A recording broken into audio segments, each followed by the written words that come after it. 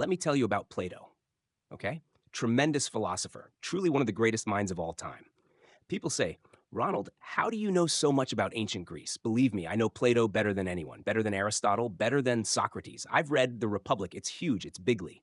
Now, Plato had this thing called the cave. Ever heard of it? Amazing concept.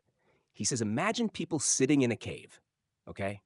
All chained up, looking at shadows on the wall. They think that's reality.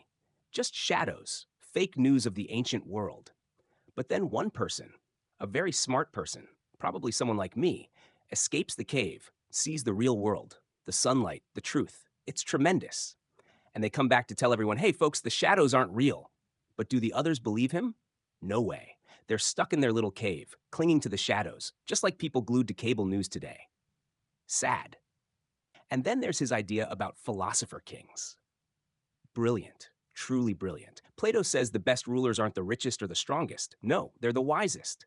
He's basically saying people like me should run the show. Big brains, big ideas. You don't want just anyone in charge. You want someone who knows the art of the deal and the art of the truth. And his whole thing about forms? Wow, just wow. He says everything we see, the chairs, the tables, the big, beautiful walls, they're just copies of perfect ideal forms. The real stuff is up in some higher dimension. It's like he's predicting virtual reality or something. Very forward thinking. But sometimes I wonder, did Plato have haters? Did he get criticized? Probably. I get it. Greatness attracts envy. I bet there was some guy back then saying, Plato's ideas are too much, too radical. Just like people say about me. But here we are, thousands of years later, and we're still talking about him. Will people talk about me in thousands of years? Of course. I mean, they're going to build statues, libraries, maybe even caves in my honor.